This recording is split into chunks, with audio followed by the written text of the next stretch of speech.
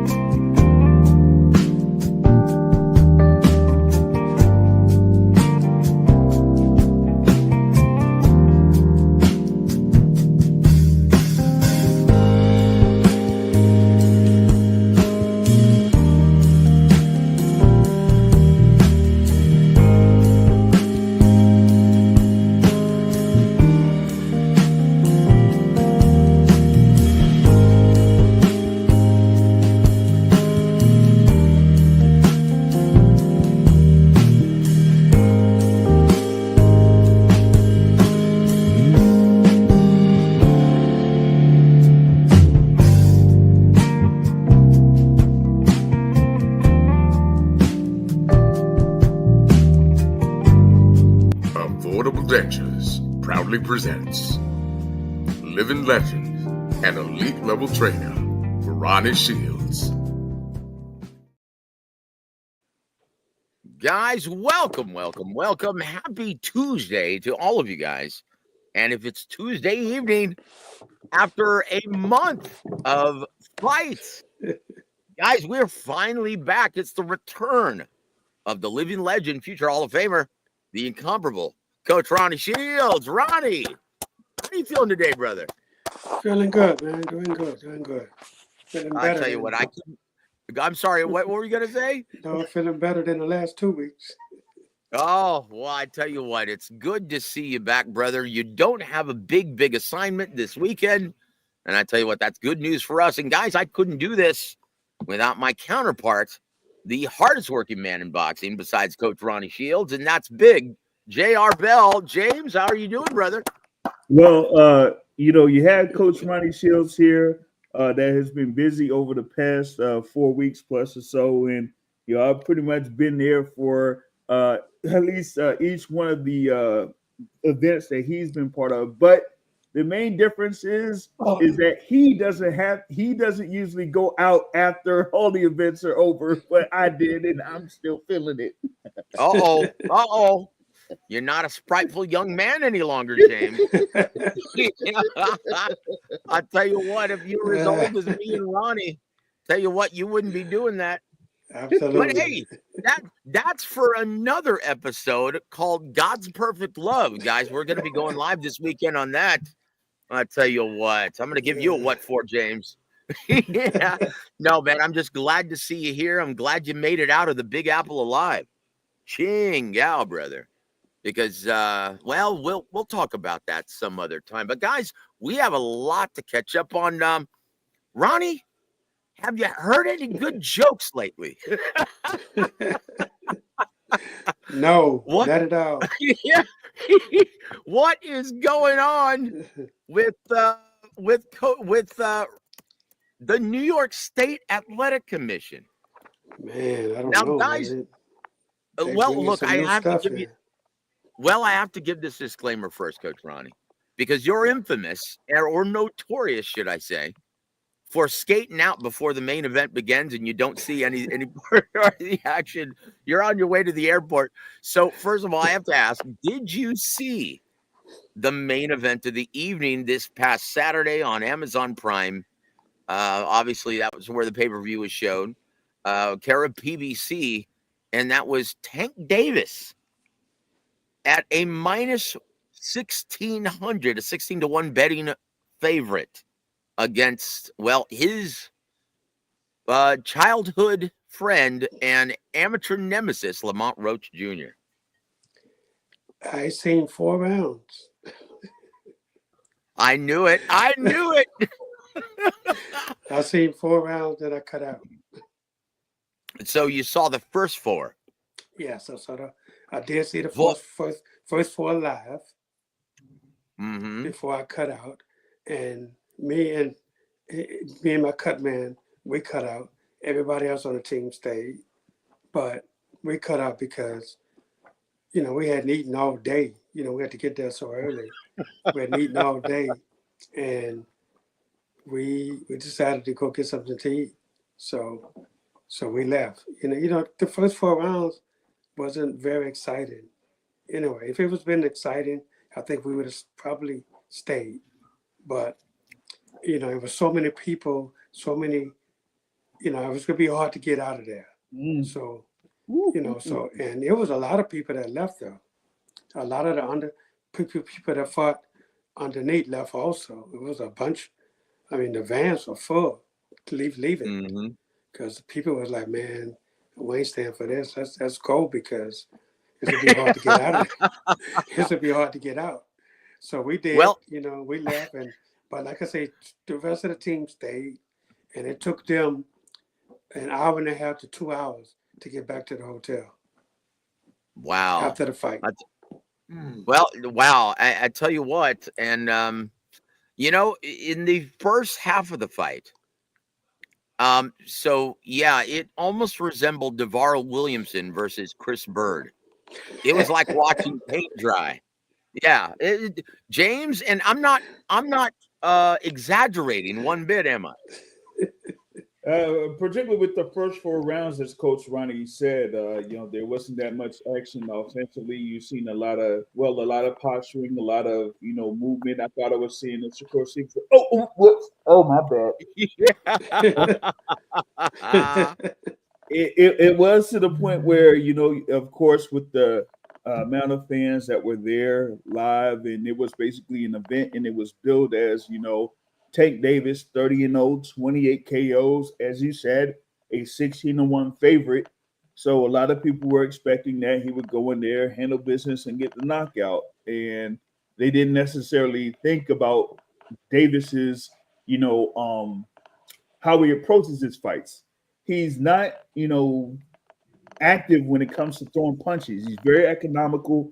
Waits a lot, waits to see what the opponent does. So you're not gonna get that much action in those first few rounds if his opponent doesn't throw that many punches. And with that being said, that's why if you were there live after like round 3, round 4, you would kind of hear boo.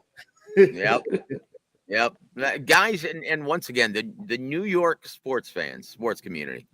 Yeah, they like to see a little more fight in their fights. But look, we all know, like James stated, he's got a really methodical approach and doesn't Coach Ronnie, so can you please explain why fighters will often have that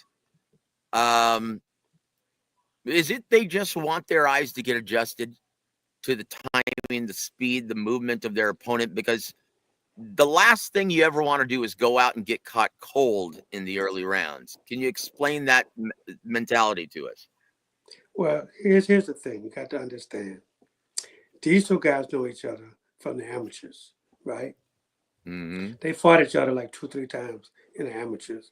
So they're not, so they know each other very well. And sometimes in a case like that, when these guys know each other, it's good you go play chess at the beginning of the fight, just to see if the other guy has changed any. And it's an old saying in boxing, styles make fights. Mm-hmm. And this was a true test of styles make fights. Because from what I saw, Tank is a slow starter from the very beginning, but so is Lamar Roach. He is also. So I don't think if you study these guys, then you got to know that the first 3 rounds wasn't going to be exciting, because both of them are looking for holes, and you ain't gonna find them early. So, but it turned out that that's exactly what happened. These guys, they, you know, nothing changed from the amateurs. They both were still the same guy. One didn't change as far as as much as the other did. So they played tit for tat, until the later part of the fight when it became necessary for whoever wanted to try to win the fight. So that's the way it is. I mean, you know, it's nowhere around that. These guys, they have a strategy, going in, and actually, it looked like they both had the same strategy. Let's Yep. wait to see him make the mistake first before we, try to turn it up. And and they both was doing the same thing until I left. Yeah, I tell you what. So, guys, Lamont Roach apparently filed a formal complaint. He's got a very, very experienced team around him. Guys who know exactly what the process is. And this is what the New York State Athletic Commission, oh boy, just released. Stated, quote, during the round in question, following the commission's request for the replay video, there was a technical issue preventing the commission from receiving it within the allotted time for review. Therefore, the referee's in-ring decision was relied upon and the fight continued. The commission is dedicated to preserving the integrity of the whatever. So that's what they actually stated. But guys, I'm going to remind you, this is the second time that a referee, a very experienced and respected one, in a New York State Athletic Commission event, screwed the pooch in the main event, almost ruining the fight. Harvey Dock, who, if you notice, was demoted to the co-main event in this event. Oh boy, and we're going to talk all about Gary Antoine Russell becoming world champion. But what's going on? What is going on with this, Ronnie? In your opinion, both referees are among the best in the entire world. They are. What happened? I don't know, man. I was surprised because normally, right, if you want to stop a fight, if a fighter want to stop a fight, he'll take a knee and take a count. He'll take a knee and then take a count, and the referee will count. Now, it looked like to me that, looking at the video, it looks like to me the referee started counting. He did. And then he stopped. I think he made the count like the 1 or 2 or 3 maybe, and then he stopped, and Tank kept pointing in his eye. And did he go to the corner and they wiped his eye? Yeah, Coach Calvin did a big no-no, jumps on the ring apron, starts wiping his man off. Okay. That's an automatic disqualification. Yep. And that's the boxing rules. When you step up on that apron, when the fight is going on, that's meaning you want to stop the fight. Now, the rules state if you want to stop the fight, you tell the inspector in the corner, don't jump up on the ring because you will get disqualified. So it's a lot going on that is going to have to be fixed because, they're going to have to change this to a TKO for Lamont Roach because, when Calvin jumped up to wipe his eye, that's an automatic disqualification. But have you ever heard of them changing it to a DQ or a no contest, Ronnie? No, I never. No, that's what I'm saying. I've never heard of him. Heard of that happening, but this kid needs to get him a lawyer and try to sort this thing out because all he got to do is read the rules. Because the rules state, that you take a knee, you got to receive an A count. Now, your corner get up on the apron, that's a sign you want to fight. The fight stopped. So, they're going to have to go back and check their rules. And if this kid have a good lawyer, he's going to win this. He's going to win the fight. Yeah. Well, James, what did you hear? Why didn't the replay happen? Now, obviously, the New York State Athletic Commission just put forth that statement. But why did Steve Willis stop counting? I'm not sure. As y'all know, I was there live, taking photos and things like that. So I was pretty much like holding the camera. I wasn't like necessarily seeing what was going on live until I seen Devontae Davis take a knee. Okay. And then I seen Steve Willis count 1, 2, and then all of a sudden he stopped. And then when he stopped, it was then where you seen like, Davis like go to one part of the ring or go under the ropes on one side and then go under the ropes on the other side. And that's when you seen Coach Calvin Ford like, wipe his face off with the towel. So with that being said, I'm like, what happened at that particular instance? Because if, like what I'm saying here with Steve Willis, if he was doing the count and it was an actual count and scored as a knockdown, then Tank Davis couldn't go through the ropes or try to get wiped off with the towel. That would be a disqualification, no question. Yeah. But with Steve Willis stopping the count, it made things really complicated because it's like, okay, what is going on here? Is this like are you calling time? Is like something else going on to where you're having a halt in the bout? Because if you're calling a timeout because of something, that's one thing. But at least live, I didn't see that as a timeout. Okay. No. So that's one. Two, for him to kind of like stop the count, because I've said this earlier. I said, if you're going to have a count of any sort, because the thing is, Davis went down to one knee.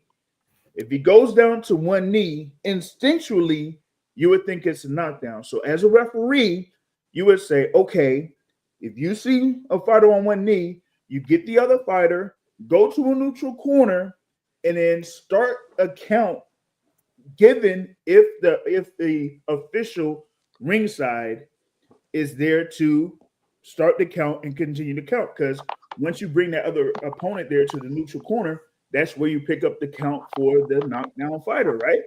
So For me, I was like, okay, was there an official outside of the ring doing a count? I couldn't really see there live.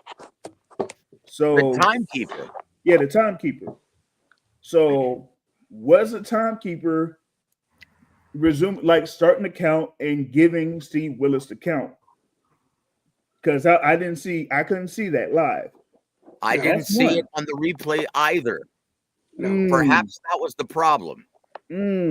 So, but still, even in the midst of all of that, Steve Willis should at least have control to say, hey, one, you can't lean yourself outside of the ring on one side or the other side. And two, yeah, I'm sorry, Coach Calvin, but you can't, reach over and wipe off, Tank Davis through the ropes. You can't do that.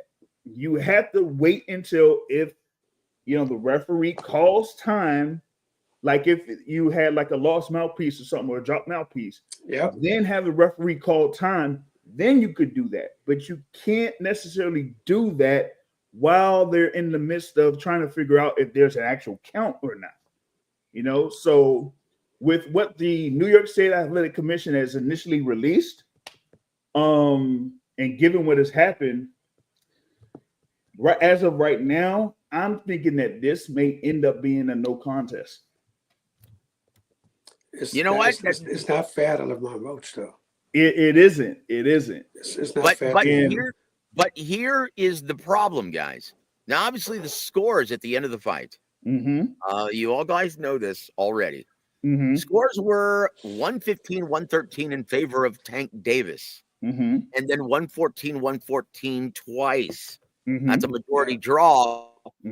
But here's the reason why I've never heard of a fight getting, after reviewing this post-fight, and overturned in favor of the other guy. Because, and here's the problem. So if this is a knockdown, Tank Davis would have probably realized, and even if he gets like another point deducted for Coach Calvin jumping on the apron, then that's a 3-point round. So How do you think Tank Davis would have come out and responded after that? That's why it's very difficult to go back and reward a fighter, because you don't know how it affects the outcome of the other rounds. Mm-hmm. So what's the New York State Athletic Commission? What are they supposed to do? They really screwed the pooch on this one. They really did. And this is what I'm saying. If this kid has a good lawyer, he can win this fight. I'm telling you. This kid need to call Michael Miller.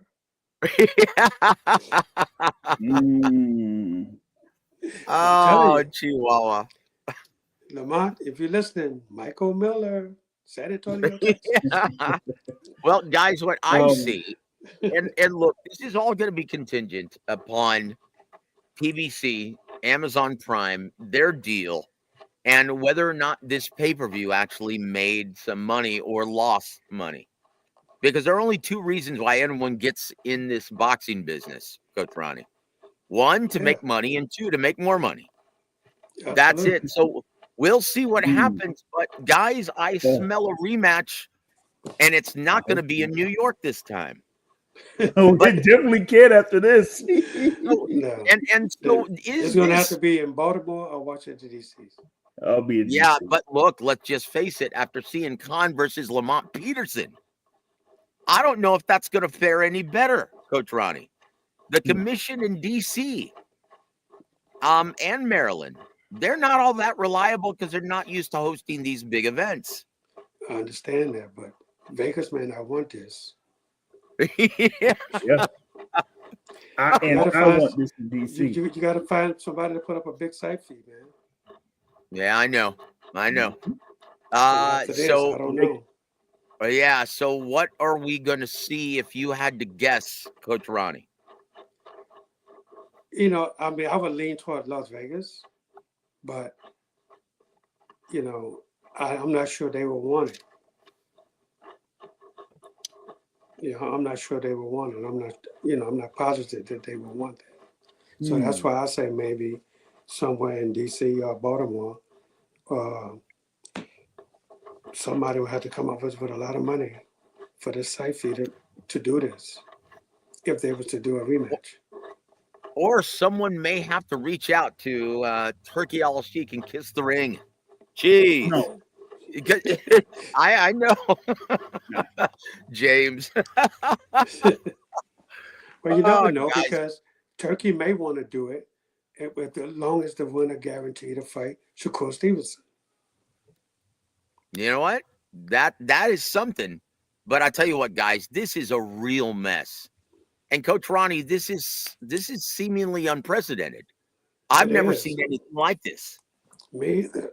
I haven't either. You know, and like I say, if this kid had a good lawyer, right, he can go back and say, listen,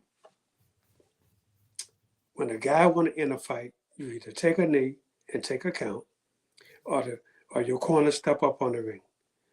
Both things happened. Yeah. Both things happened, and the fight continued. They really screwed up on this one, man. It's the commission. Somebody got to overrule the referee and say, hey, man, you didn't do what you were supposed to do. When a fighter takes a knee, you're supposed to start the 8 count. Then you're supposed to ask him after the 8 count if he gets up. If you don't get up, then you count to 10. If he gets up, you got to ask if you want to continue. Now, here's where Tank messed up. If something got in his eye, right, he could have grabbed Roach, right, and held him and say, ref, something is in my eye. I can't see. The referee would automatically stop the time, bring him to either his corner or to the doctor, and let the doctor look at it. Because maybe they may think that something is on Roach's body that wasn't, but at least the doctor will probably wipe his eye for him. There's always a way around it, but they didn't take that route. They went the other route, the bad route. And this is what I'm saying. a good lawyer would have this overturned easily for Lamont Roach. Wow. Brief history thing. This is Steve Willis. Of course, I'll say is been a highly regarded referee, highly noted referee. But Coach Friday Shields is familiar with Steve Willis, and I'm familiar with Steve Willis from recent times, as Steve Willis was the referee for the bout that involved Vito Mielnicki Jr. and Connor Coyle. Okay. And there were some moments in that particular fight that had Steve Willis in there that was fairly questionable, to say the least. Okay. Yeah. Now, after that particular bout, I had a little brief conversation with Mr. Steve Willis, and his thoughts on the particular bout. And let's just say that he wasn't like the Steve Willis, I would know about like from 3 years ago or 5 years ago or something like that. It was more to me like a Steve Willis that's like on, pretty much the back nine. Whoa. Whoa. Are you saying that he's drinking the Joe Biden Kool-Aid? Not necessarily the Joe Biden Kool-Aid, but I would say that he's a little bit closer to where Kenny Bayless is, or pretty much is around. So to be honest, when the fight was pretty much starting, because I didn't know at the time or before the time. Me seeing Steve Willis there as the referee, that kind of surprised me. I thought it would be someone like a Thomas Taylor, especially since Dave Chappelle, Harvey Doc was the referee in the two-feature bout, right? So I would have thought it would be like a Thomas Taylor, because Thomas Taylor is usually the guy that they have for a lot of the main events if it's not Harvey Doc. So to see Steve Willis there kind of surprised me a little bit. And now, given this particular situation, yeah, it's not looking all too good for him from this point forward. Wow. But with the Thomas Taylor thing, right? There's some controversy behind him also. Ooh. And there's some controversy behind him. He, we had a conversation with the Nevada State Athletic Commission, because when Thomas Taylor did back-to-back David Benavidez fights. And there was some controversy there. I don't want to get into that, but it was, and I was involved in that. So, but that's something to talk off the radio about. Wow. Guys, hey, it's been a great show. We'll talk. No, I'm just kidding. Well, look, I will say this. In Harvey Doc's voice, Will, quit letting P. Diddy do your hair the night before the fight. Too much baby oil. Look, guys, I've never seen this ever. And you go into these fights thinking that, it's already been done. Nothing is unprecedented in boxing, but lo and behold, here we go. We're embarking, guys, on unprecedented times. Hey, this is the state of New York, country. Yeah. This is quite shocking. Yeah, but hey, and such is boxing, right? Absolutely. No, boy. I tell you what, guys. I'm sorry, James. Go ahead, as you were, sir. Yeah. In reference to the thing about this, your whole ordeal. At least long after the fight was done and after the press conference was over there to speak with Lamont Roach Sr. There for a little bit. And I was hoping to follow up with him again tomorrow, but that won't necessarily be the case, because I'm thinking that they are actually looking into this. I'd say that they're making a couple phone calls here and there. I'll just put it like that. Well, this is what they stated today. Stated, my contract is already signed and set for the immediate rematch because you put that in there just in case you lost. Only reason why we don't fight is because you scared. Yeah. That's what he stated on X today, Mm-hmm. or Twitter, whatever the hell you want to call it.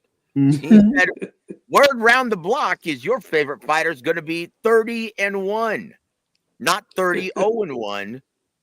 Yeah, that's what he stated today on X. So they probably have the ball in motion to try and get this rectified. But we'll see what happens, guys. But yeah, this is not good for our beloved boxing. I will say this, though, Coach Ronnie, let's go into what transpired in the ring when you saw the replay. Now, you have a lot of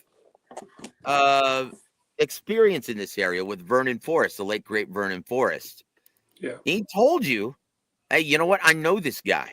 I fought him and whooped his ass in the amateurs. I know exactly how to beat him. Sugar Do Shane you Mosley. think that was the case here? And is that why Emmanuel and you and every great trainer states this fight game? I don't care what you see in the ring. I know that these guys put their bodies through hell to get them in the best physical shape, but this game is mental. Is that a perfect example of this? Oh, without a doubt. It's perfect example. Absolutely. Vernon Forrest, his mindset before the Sugar Shane Mosley fight, and you knew that he was going to come out victorious. Oh, What? without a doubt. So what are these fighters thinking when they have this? Man, I've known this guy since he was a kid. Man, he's the same kid, man. He's the same kid that you never had any money growing. Ooh. But here's the thing for Vernon and Shane Mosley, right? When Vernon beat him, to go to the Olympics, right? So then Shane took off as a professional. He took off really hard, really fast, and Shane was the number one guy in the world. He was pound for pound the number one fighter in the world when Vernon fought him. And Vernon told me, this guy can't beat me. Simple as that. I got everything it takes to beat Sugar Shane Mosley. I don't care who he is, what he's done in his career. He haven't fought me yet. And Vernon beat him back-to-back fights easily. Mm-hmm. Almost taking his head off in the second round, making him look like a bobblehead. Oh yeah, absolutely. That's when he dropped him, right? Absolutely. Mm-hmm. That was beautiful, and that was quite shocking because at the time Sugar Shane Mosley was a number one pound for pound fighter. He had just beaten De La Yes, Hoya. he was. Yeah. Yep. Now, So James, and that was your experience interviewing Lamont. He had that same mindset now, didn't he, leading into this fight? multiple times. Initially, before way before the date was even set for this fight, we had talked about it and we said, like, look, people didn't necessarily know that Lamont Roach Jr. not only had those encounters with Tank Davis in the amateurs, Right. but he started off his career above 130 pounds, pretty much at 135 or whatnot.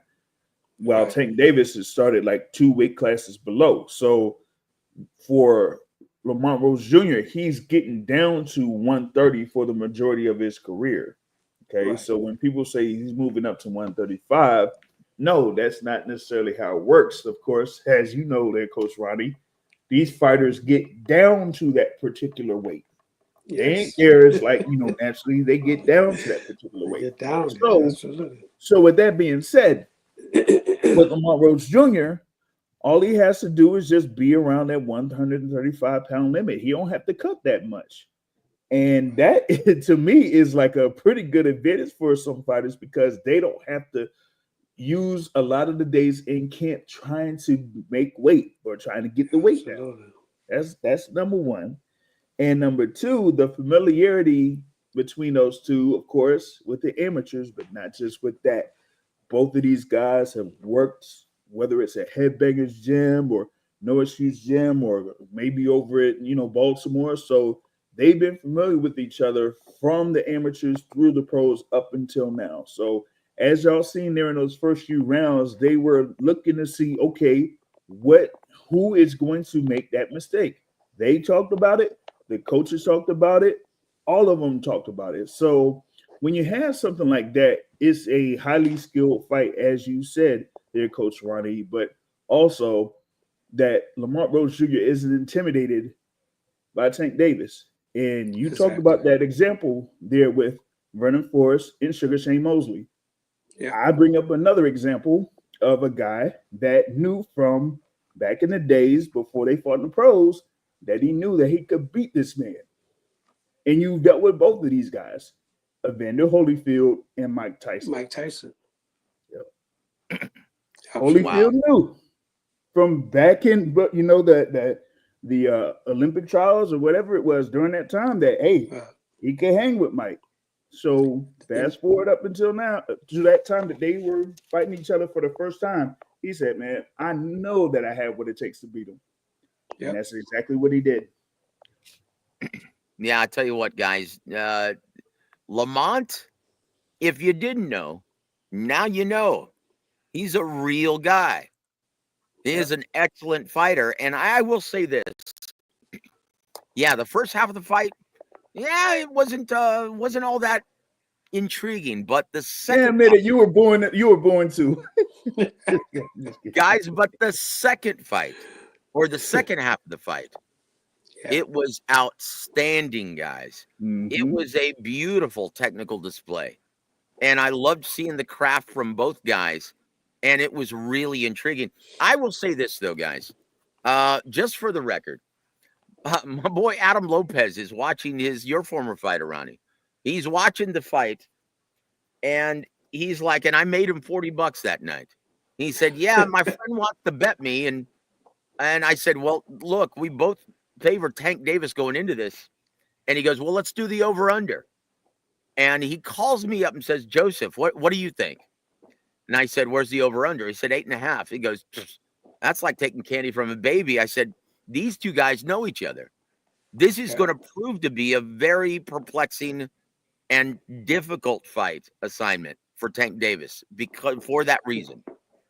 And I said, take the over. That's like taking candy from a baby. And everyone said he was nuts. But he won $40. It went the distance, and arguably, you could. But look, I will say this though: this almost is reminiscent of Lamont Peterson versus Danny Garcia. Now everyone's screaming robbery, but hey, if you're the underwhelming, very underwhelming B side, why are you gonna give away so many rounds in the first half of the fight? Unless you've got the power to knock this guy out. Exactly. You're really rolling the dice there with the judges at ringside. So you cry all you want about robbery and Steve Willis, but you know what? You have only yourself to blame. Because like Lamont Peterson, how many rounds did he give to Danny Garcia before he found range and started actually letting his hands go? 7. By that time, you lose the fight, Junior. So anyone who's crying about robbery, BOOHOO,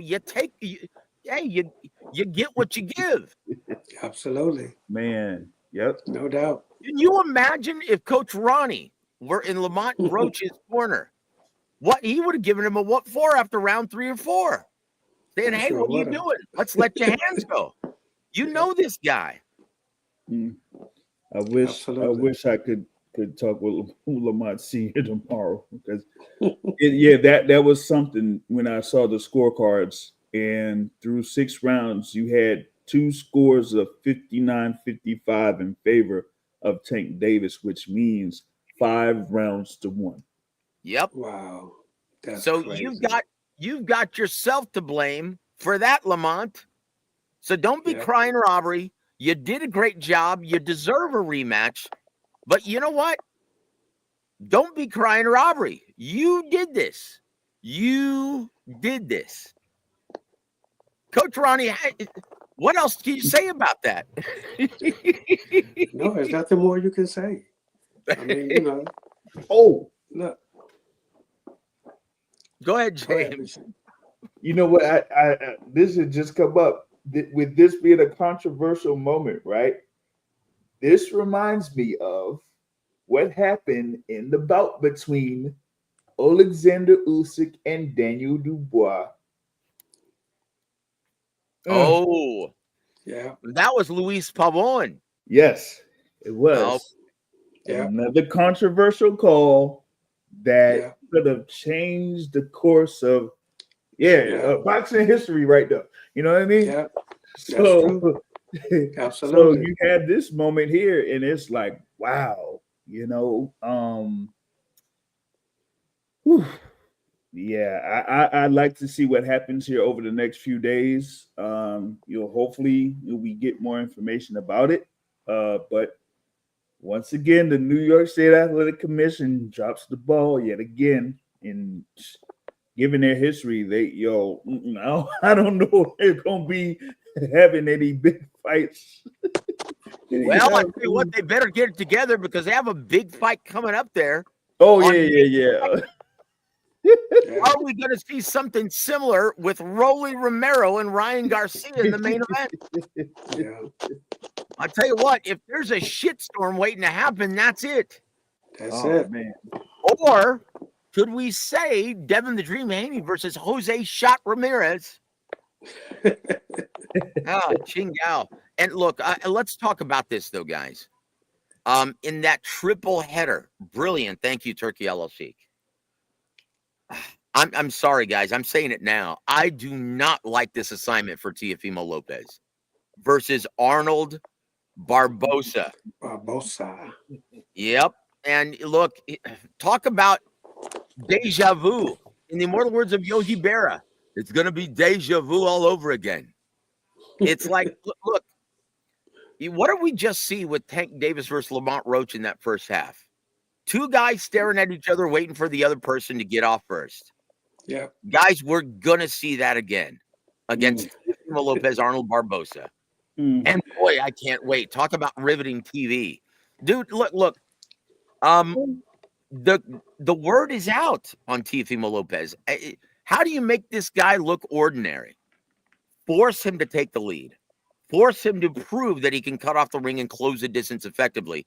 And to this point, to this date, he can't do it. And he looks downright ordinary when forced out of the pocket to take the lead. Ronnie, are we looking at a new champion on May 2nd at 140 pounds? We could be. We could be. But you got to get in there and perform. You got to get in there and show that he belongs and that he's better than Teofimo. We just gotta. He just gotta get in there and not worry about the judging. Because New York is catching some hell right now. I'm telling you. For the last month, they are. Yep. They are. They're catching hell for the last month. They are. Because there's been so many fights that I don't know what they're watching. I mean, it's been crazy. you know, you know, I swear to God, I was so scared when my guy fought Junior Williams the other night. I was terrified. Every round I'm telling him, you got to throw more, you got to throw more, you got to throw more. And even in my heart, I know we win it easily, but coming into the last round, he asked me, am I winning? I said, look, I believe you're winning, but you got to finish strong. Finish this last round strong. And I sent him out there, and I had to because I was so worried that the same thing that happened to Vito Manicki was going to happen to him. Well, I tell you what, guys. And that shouldn't be, though. It shouldn't have to be that way. You should, if we all looking at the same thing, then that's the way it should be. But some kind of way, sometimes they find something else to look at. And I don't know what it is, man. Something has to change. Yeah, these guys work way too hard to get that kind of treatment from the judges at ringside. And well, Yeah. oh boy, and once again, guys, if you hadn't ascertained yet, Coach Ron is referring to his man Yoenis Theas, who is victorious, remains undefeated, remains a badass at junior middleweight, and no one seems to be calling him out. Yeah, but Coach, is he ready for anyone at 54? Really and truly, I believe he is. You know the way he handled Julian, and Julian Williams is he is a good fighter, and former champion of the world, very smart. He tried to lure my guy into just sitting on the outside and box, but there's no way I was going to let that happen. And you know, and this is why I told my guy, you got to get on him and you got to stay on him. You know, and you know, training for the fight. You know, the first thing he came up to me after Vito fought to say, "Man, that's what I got to look forward to." I Oh said, boy. "Yes, Mm. yes, that's what you have to look forward to," because it's the same state. I don't know what these judges are looking for, so we have to get in. We have to throw more and we have to land more. And I told him every round I'm gonna get on you every round, and I did. You know, and he did what he was supposed to do, and thank God that these judges saw the same thing that we saw. Well, I tell you what, great job though, and it's funny, Yoenis, that is probably the happiest and most well-mannered fighter I've ever met. Always with a smile on his face, and Always. you would never be able to tell just by his demeanor that he's a prize fighter and actually has that mean streak about him in the Oh ring. yeah. Coach Ronnie, what's going on with that? No, man. He's a very serious guy. He comes in the gym. He wants to work, and he wants to work hard. And every day we have to push him. So he's the kind of guy when you finish when we're doing something like we're doing pads or whatever. If I do 6 rounds with him, he'll say, "Could we do a couple more? Could we do some more?" You know, he just wants to keep on going because he wants to make sure that he's right for the fight. And and I love that about him. And this kid, man, he deserved that win the other night, and we're looking forward to him fighting for the. He got the interim now, but we want the real title coming up soon. Well, I tell you what, guys, we look forward to it, and once again, congratulations, Coach Ronnie. And we've got so much to cover, guys. Let's stay on this fight card though. This that we saw this past Saturday, and we're only going to spend 2 seconds on this one. But for a second, I was like, "Oh my gosh, Sandor Martin is pressing the action against Alberto Puello." Do my eyes deceive me? He's actually trying to be the aggressor here. And then as soon as I started to get hopeful, yeah, it went back to exactly how I thought this fight was going to play out. Boy, talk about a stinker. James, what were you thinking, my friend, when you were watching this?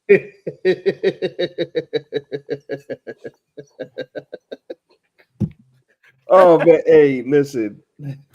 I'm just gonna admit this, okay? Ever since this fight was announced, I was like, is this gonna be not on the pay-per-view portion? Yeah, yeah, yeah. I was shocked. I'm like, Oh, could you God. think of a worse style pairing Oh man. at 140 pounds? Oh, Mhm. Oh my God. hey, Well, I have to say, I really feel for Sandor Martin. He's yeah. got some craft, he's got some skill, but he just doesn't have any crack in his shot. Ronnie, I Mhm. know you've trained fighters like this. What do you tell the guy? Well, it's not much you can tell them, but you know, it's just they have to do more. They have to do more because they can't crack. You know, and the offense has to really pick up. And that's the thing. And why I didn't get to see much of that fight, because man, we was in the back with Joannis, with the doctors in New York, is crazy because you have to go in the back with the doctors and they have to do urine tests again. You do urine tests before the fight and you do urine tests after the fight. And you can't imagine how long that takes, because guys don't have to go to the restroom right after the fight, Their body just won't release. We stayed in there for about an hour and a half, and you can't leave. You have to stay in the back, with the doctors. So Wow. that's how happened with Johannes and myself. We couldn't go out and we couldn't see anything. So, but just paying attention to what everybody was saying is that, this fight was a good fight, but similar styles, man, make boring fights sometimes. Yeah. It's like what was Tom Brown thinking here? Hey, oh my word, man. But I think anyway, this was a mandatory fight, though. I believe. Yes. was it a mandatory for this? Yes. This was for Yes. the WBC. Yes. Yes. Oh, Because remember, the thing was Poyo was the interim champ. Haney was the full champ. They ordered Haney versus Sandor. The money wasn't good enough for Haney, so he ended up being, well, they say what, champion in recess or whatever it is. But we ain't gonna go back to 140 pounds. So that's how Poyo was the full champ, and they just went ahead and fulfilled that as the mandatory defense. Well, good going, Mauricio. Ching Gao. You match make just as well as you play drums. Jeez. Oh gosh, man. That for a musician, that's ear spank hearing Mauricio Suleiman try to play drums. It's like, I've never seen a Latino with less rhythm. Ching Gao, brother. And I'm being nice. Anyway, guys, look, congratulations to Alberto Puello for stinking out the joint a little bit less. Oh, geez. But anyway, no, it was much better than I thought it was going to be. Yeah. But let's go to the co-main event. And a guy who loses his first title opportunity to Alberto Puello then becomes the mandatory challenger in his next fight. Have you ever heard of that, Coach Ronnie? No. I didn't know that happened on this card. I didn't know that he was named the mandatory challenger, though. So why would then Rayo Valenzuela take on possibly the worst style matchup for him at 140 on a voluntary? He wouldn't do that. Why? Unless he had to. Yep, exactly. Guys, so he got a title opportunity after a loss, only in boxing, guys. But I will say this, going into this, I remember we talked about this, Coach Ronnie. Before it happened, I'm like, this is quite possibly the worst style matchup you could pick and the toughest fight for Rayo Valenzuela. Yeah. And it's going to be a horror show for him. I was surprised he didn't get stopped, but once again, that's the toughness mentally and physically of Rayo. Yes, it was. Credit for that, but he looked genuinely befuddled in there, Coach. He did. I saw this whole fight, and Gary Russell really looked good. I think he stole the show that night because he fought for 12 rounds, and he was throwing punches like crazy. He was getting hit, and then every time he got hit, it just made him come back even faster. And he came back vicious, and I mean he was on Rayo for the whole 12 rounds. He didn't give Rayo a break at all. And, Rayo is a good fighter. But, man, Kevin Antoine Russell just, he mowed him down like he was grass. Well, I tell you what, congratulations to Gary Antoine Russell. Yes. And Ronnie, who would you like to see him fight at 140 pounds after this eye-opening performance? Devin Haney. Yeah. What's the likelihood of that happening? I know. Haney's going to go up to welterweight, so. I don't know.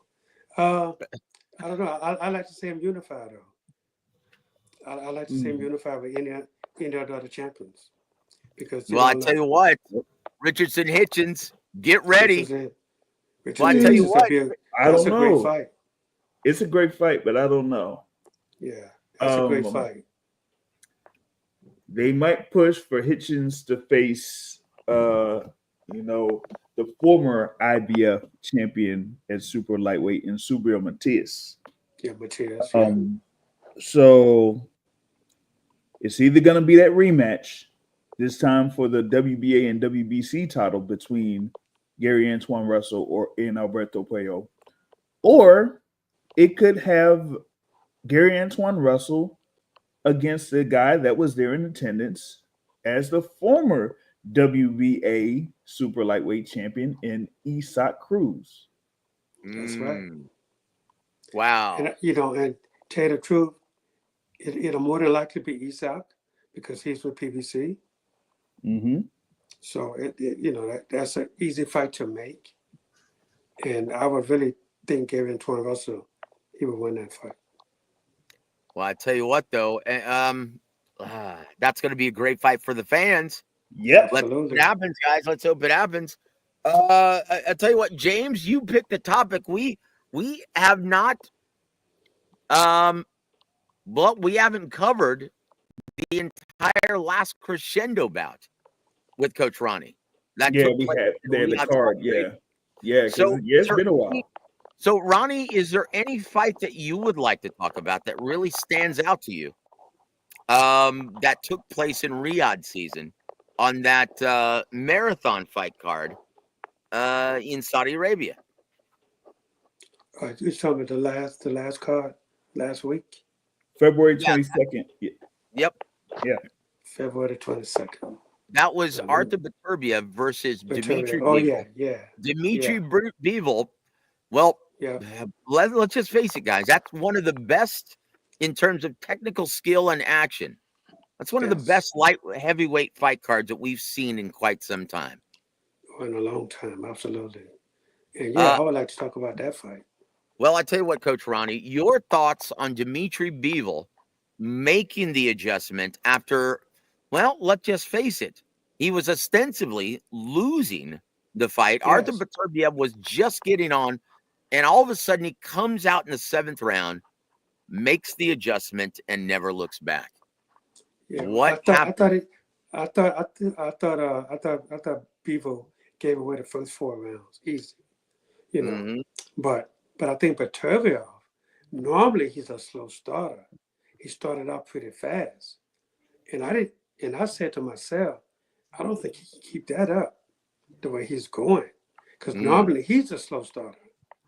Normally, he's a slow starter. So, and I remember the first fight.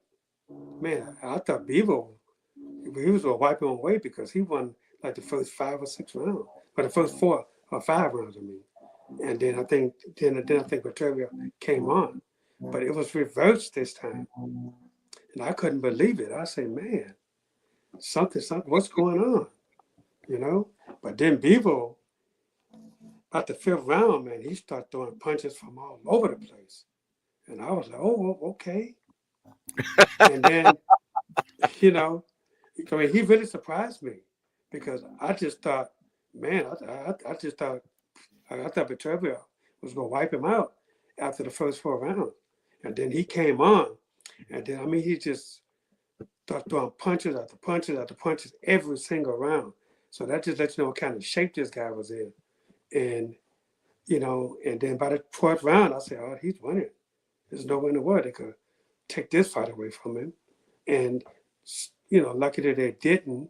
He won, and I think he won on all three judges' scorecards, and I Yep. was happy for him because he really showed what a champion is all about. Yeah, I tell you But what, guys. Go ahead, sir. My apologies. no, but I mean, I wasn't surprised, but I was just proud of this guy that the way he fought the last 8 rounds, and that just shows you how a guy wants it. You know, he gave away the first four, and then all of a sudden, the last eight, he just said, "Okay, I'm going for it," and he did it. And man, a lot of young fighters can take away a lot from that victory. Well, I tell you what, a tremendous effort. And yeah, it looks like we're going to see a third fight. Ronnie, uh,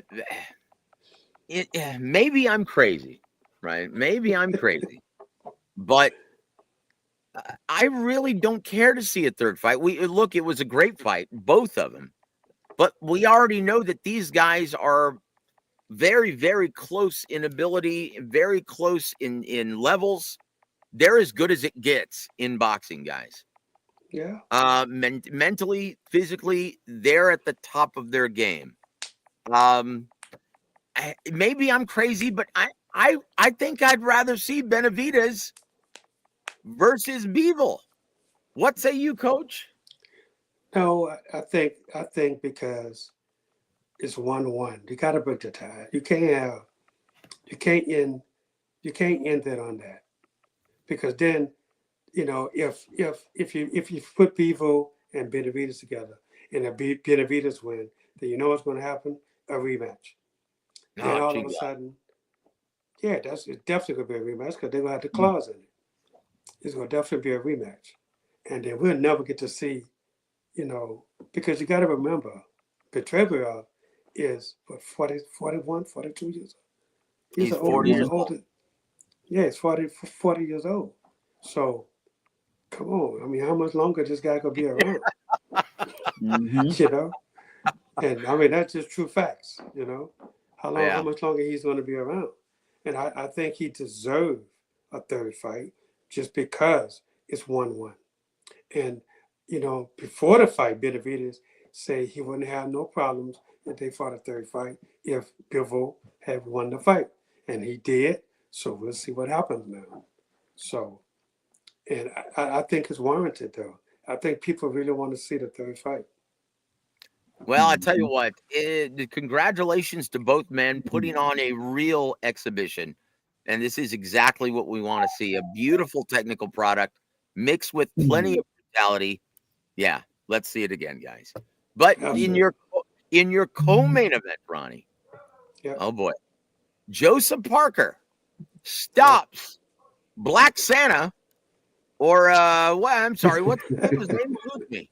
Ching Or well, I can't say it. Oh man, he no, no, was in, he was this eludes me. Who is it? What's his name again?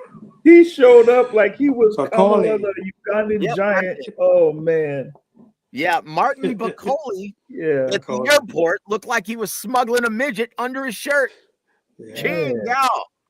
I mean, Ronnie, people don't realize, people who've never been in this business, never yeah. laced up the gloves. You cannot expect to do well if you're that grossly out of shape. Yeah. Here's my thing, right? You know, they they threw a lot of money at this kid. Yep. So, and sometimes when you know that's happening, that's hard to turn down in this sport, man.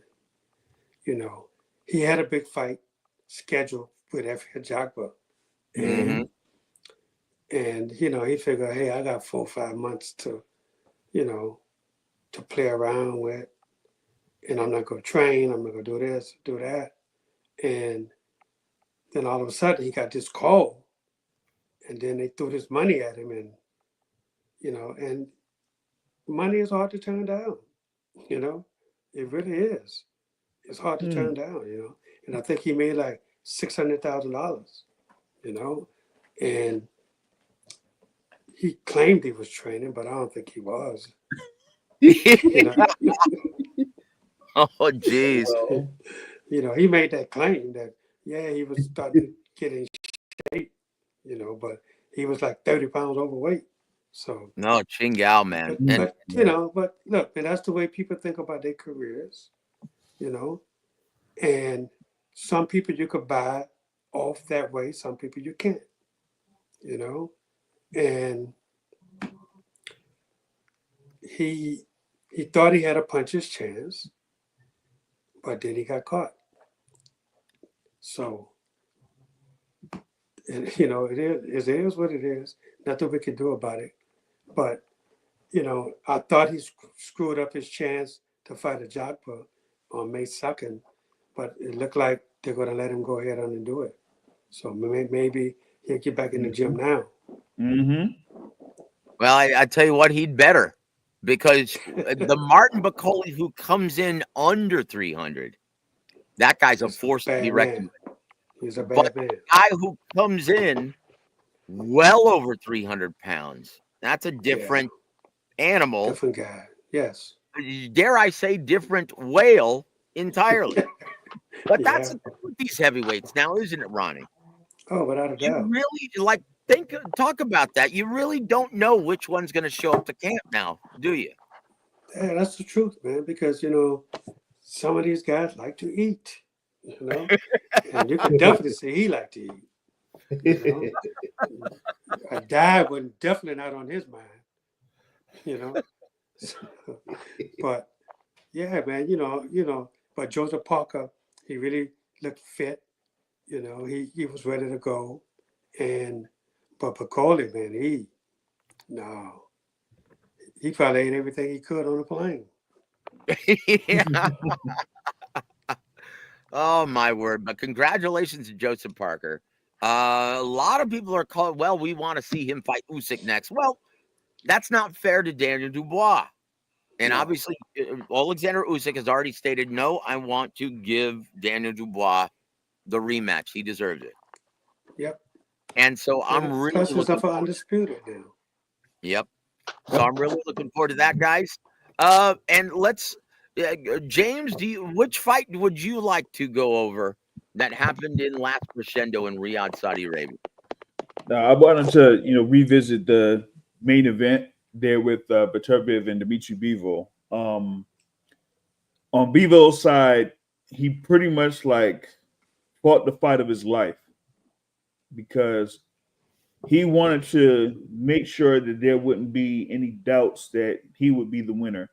And if y'all saw their in between rounds that they had, rubbed his arms, rubbed his legs, and that type of stuff, because maybe he was a little bit weary, in the arms and legs, or maybe he could have been under 100% for the fight, but he wanted to make sure that he did what he had to do in order to get the win on one side. On the other side with Beterbiev, I would like to see if I could have a conversation with Iceman John Scully at the very least, because what I've seen from Beterbiev in this rematch is something that I saw in the first fight, in that Beterbiev did not throw the right hook to the body of Dmitry Bivol, which to me allowed Bivol to move away from Beterbiev on multiple occasions. And even when Beterbiev had Bivol in trouble in the fourth and the fifth round, he didn't really throw the right hook to the body unless if he started with the left hook to the body. So most of the body punches coming from Beterbiev were mainly coming from his left hand, not really from his right. And I was thinking, I'm like, if you want to prevent Bivol from getting away from where you're at, having to move to your right, you got to throw that right hook. And he never really did that. And I felt like early in that fight, in that first half of the fight, Beterbiev not doing that pretty much cost him this fight. So, yeah, I would like to see a third fight, because in both cases, the fighters took or gave the other fighter their first loss. But if, the camp for Beterbiev can't really implore to him that he needs to implement that right hook to the body, you might see the same thing again in the third fight that you see in the second fight. James, I think everything you said is true, but sometimes we don't know this, but sometimes these guys have injuries that we don't know about. And that is very true. The way he started throwing the right hand, yes, it didn't. I don't know if he was injured, but yeah, he didn't throw the right hand to cut him off at all, and it could be because of an injury. Not to say that it was, but sometimes I know and I understand this because I've been through that myself, being inside the ring. Sometimes you see things and you want to do it, but you can't because of an injury. So Mm, and these guys didn't give any excuses. So that's something we'll never know. well, I'll tell you what, guys, we're running out of time with the coach. We're almost at the 8:30 mark. So let's just finish up with this because we haven't talked about this. And forgive me, Ronnie, I do have to bring this up. David Morrell Jr. losing a decision to David Benavidez in a terrific fight in the main event. But what happened, it almost seemed like he just wanted to show David Morrell, prove that he was the tougher guy in the ring. Not kind of abandoning the fight plan, using the jab, going to the body. What happened that night? Yeah, I mean, look, being a fighter, sometimes you do veer away from the game plan, and our plan was to box early because we knew Benavidez was going to try to come on later. And while David, for the first couple of rounds, he did that, but it wasn't going his way. So sometimes you have to make a switch and say, look, man, you got to start throwing more punches because you can't afford to lose these rounds like this. And sometimes you get fighters that that they see it, but it's not there, and they don't know how to pick it up. You know, so but I'm really really proud of my guy because for being in a tough fight like that and not having as many fights, experience is what I thought would beat us. Beat Venus, he understood that when you get close, if you're not going to do nothing, I'm going to do something. And he let his hands go, and my guy didn't. So that's something that we have to go back to the drawing board, and we have to really look at it. And but I thought my guy finished strong, and I thought he proved that he belonged, with the best of the best, and I'm proud of him for that. And he understands now what he has to do. Sometimes it takes a loss to put you on the right track. And I really and truly believe he's on the right track now. And I can't wait, till we get back in the gym and we fix everything that we saw that we needed to do but didn't do. Well, I'll tell you what, he definitely answered the questions of does he have a good chin? He proved that he is mentally and physically as tough as it gets at 175. And yeah, I'm really looking forward. So what have you heard? Have you heard anything as far as future plans for Osvati, David Morrell Jr.? Haven't heard anything as of yet, but I know him and his girlfriend and his son, they went on a vacation. So I should be hearing something pretty soon now. Very good, guys. I tell you what, we look forward to that. And James, anything else you'd like to talk about or bring up while we still have Coach Ronnie on the air? I mean, he, pretty much summarized it from, his perspective. Of course, I was there. I thought it was a great fight. I mean, I was like, screaming. Well, I mean, even while I was taking pictures, I was screaming and everything like that. But he pointed out there, like I saw it as a pivotal point there from like the fourth and fifth round, because at that point I noticed that there was a cut there that was from Benavidez's eye. But then after that, I saw the offensive output from Morrell, just drop significantly at that point. And that's when you've seen, Benavidez be able to, like throw those punches on the inside, throw that, as I say, the overcut that, Gennady Golovkin, utilized in his career and things like that. And then it was that he had those moments there from, like, I would say round 5 to round 9. And then it took until Morrell was able to move forward and continue to press forward and back Benavidez up, that, things change. And that's what led to the knockdown there in the 11th round. And then at the end of the 11th round, when he got hit and the thing happened after the bell, it was like, oh, no. Oh, you know what I mean? So it was, and then the 12th round happened and it was all done. And nah, I ain't even going to say it, because I'll just say I was very, very proud of the effort by both of those fighters at the end of the fight. I'll just say that. Yeah, it was a truly, truly great fight, guys. And we've seen 2 great fights already this year at 175. Well, no, we've seen 3. Callum Smith versus Joshua W.A.W. That was a good one too. Mm-hmm. What an amazing fight. Could we be seeing, Coach, Dave Morrell Jr. versus, Callum Smith? It's a possibility. Well, I'll tell you what, that's a possibility.